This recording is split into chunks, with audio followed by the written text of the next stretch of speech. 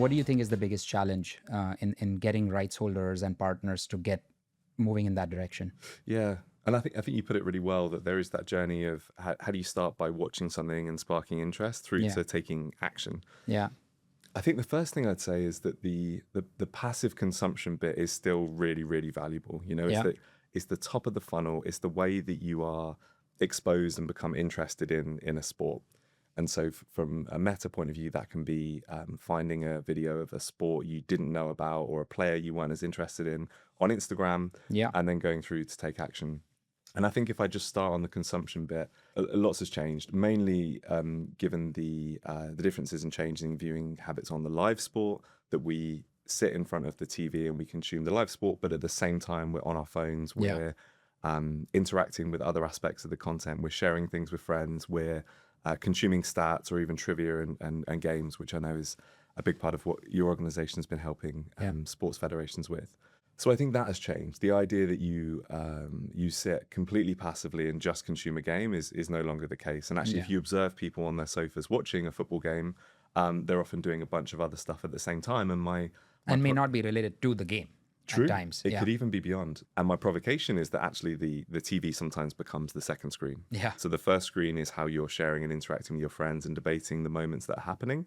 And then the live on the TV is a stimulus for that conversation that you're having with people. So that's one big change I think we've seen. And especially amongst younger audiences, you know, their habits have changed dramatically. So we know for young people here in the UK, they're watching about 17 minutes of TV on average per day, when that used to be hours and hours. Oh, wow. I did not know that stat. Yeah, wow. So it's really different. And I think sports organizations are obviously rethinking then how to capture attention through the mobile. So that's on the consumption side. And then I think on the, you phrased it as almost taking action or participation. Participation, yeah.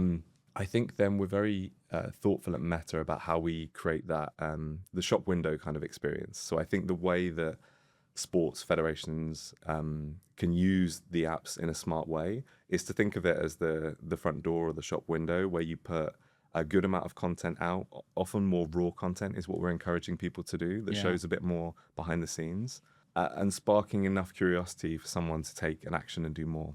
Yeah. And I think where we are in the era of fan engagement is maybe moving beyond likes, clicks, comments into more meaningful emotional experiences. Yeah. So those metrics are great, and I think they're a great starting point. But I think in 2026, we've got to be bolder and think about how we're creating experiences beyond that. So on the social media apps, that can be things like shares. Shares are really important now to a platform like Instagram, where actually if you track your shares per reach, that's a really good metric of whether fans are taking your content and tokenizing it and sharing it onto people that they think will enjoy this experience. Is a and really this good could be signal. sharing off platform or through a WhatsApp or on like a story or something. Exactly that. Okay. So now we see on Instagram more reels are consumed through DMs than through the feed, which is really interesting, because you would assume that you would go and you would scroll through and that experience would be enough. But actually it's when you take it and say, hey, Mahir, this is us, like this is something we've talked about, it becomes more meaningful. Yeah. And then you're right, sharing into a WhatsApp group is for many organizations like the gold standard, because once you get into there, it's really that's where powerful. the pre-created communities or like self-selected communities exist in any case. So like I find myself sharing a lot of Formula One content in my F1 WhatsApp group. Yes. Like that's how I get, instead of sharing it on Instagram DMs or something, I want to share it with all my friends at the same time, and that group already exists. Yes. And I think that's it's meaningful. So the challenge for an organization is, how are you making that content? If you're Formula One, how are you making content that we feel comfortable to share into our WhatsApp groups and so on? So there's the sharing aspect of that. And one thing I've spoken about before with rights holders is the difference between, if you watch somebody on their phone consuming content, there's a difference between one finger scrolling and two thumbs engagement, which I really like. So if you're watching someone, how are you making videos or content that they want to interact with is your gold standard. And then I think we're very conscious at Meta that there's only so much that we can do on our own apps before you need an experience which is richer and more different. And this is where we encourage rights holders to drive to their own apps and their own experiences, where there's there's extra that you can do on top of what we can do on the Meta social apps. So you mentioned WhatsApp.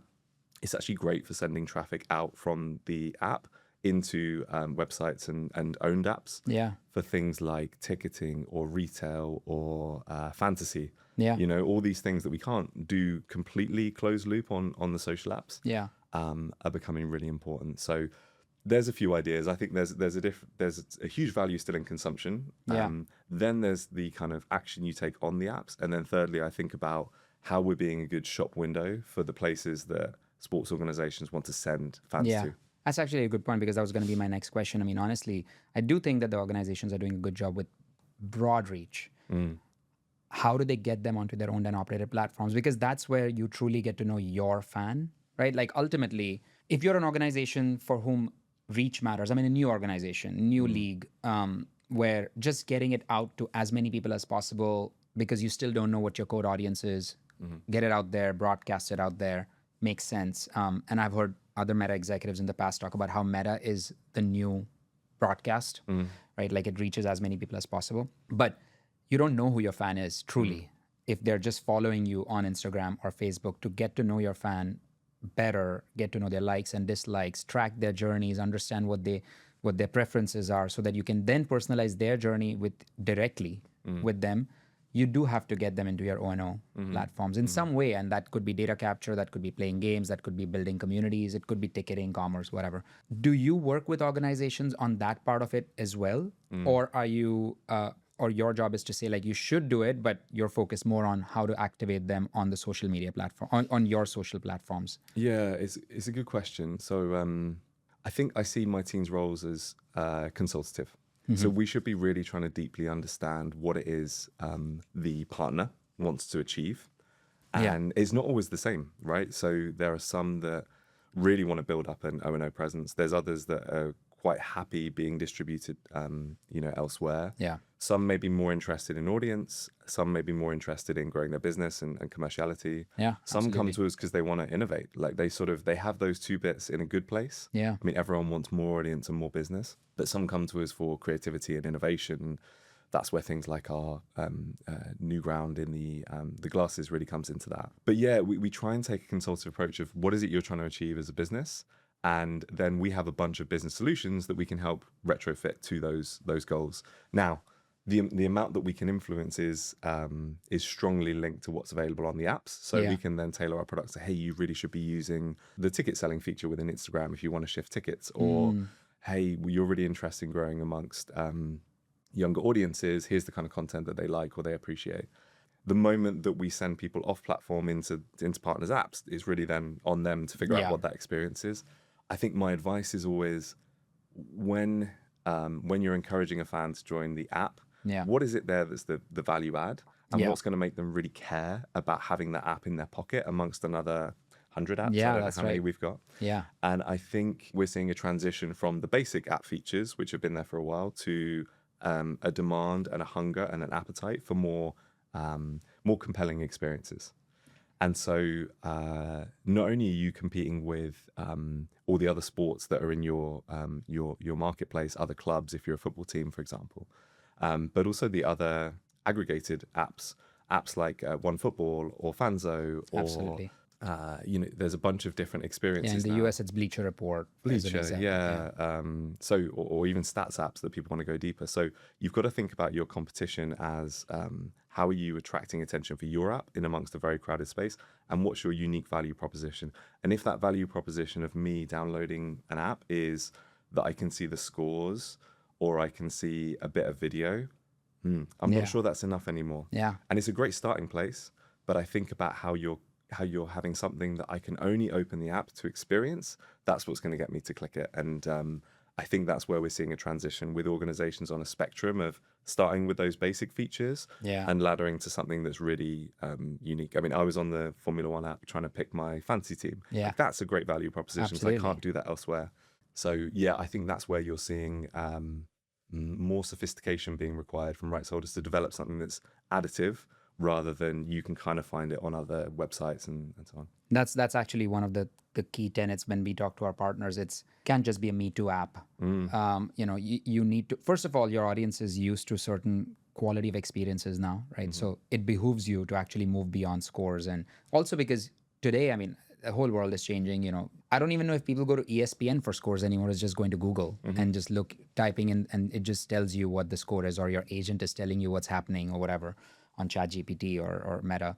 But in order for you to deepen the loyalty with your fan base, with your brand, you need to provide them something that is uniquely coming only from you, whether it's a emotional connection with the football team or the league, or it's some prizes, giveaways, rewards that only you can offer, that no one else can offer. Like a One Football may not be able to offer tickets to a Chelsea football game. Only Chelsea can. So you want your fans to come into the Chelsea app and participate because there's something special there. Or you find your community within the Chelsea fan base, inside the Chelsea app. That becomes your town hall. That becomes a key factor. And I do think, I mean, from my perspective, I'm starting to see more and more organizations come to that realization. But as you said, you take a consultative approach, and, to a certain extent, you're almost like their guides in a way, not just on social, but also on their end-to-end fan journey. So that's interesting that you're saying the same thing, because we have always, our approach has always been, don't just rely on social platforms. You need to build your own. But the fact that you're saying that is also interesting.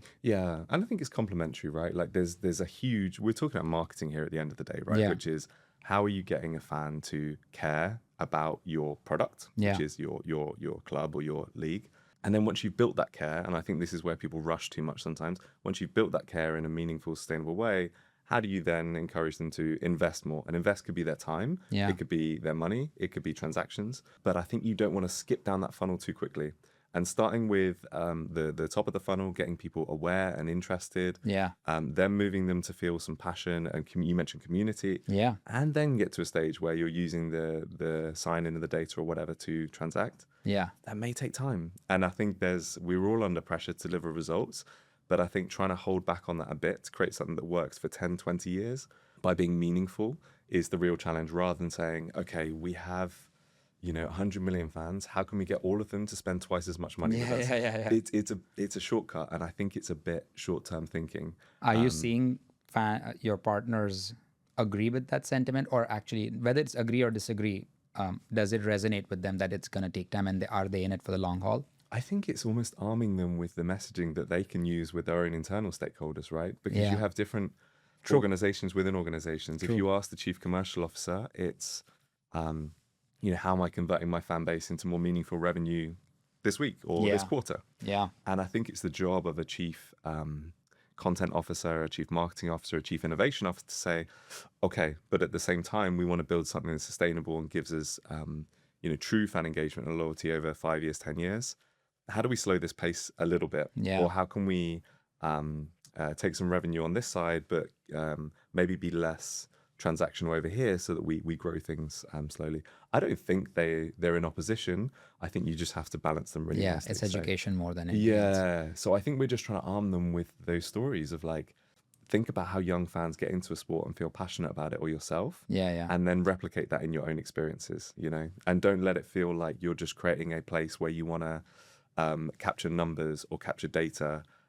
If it starts to feel like that, then fans will be put off.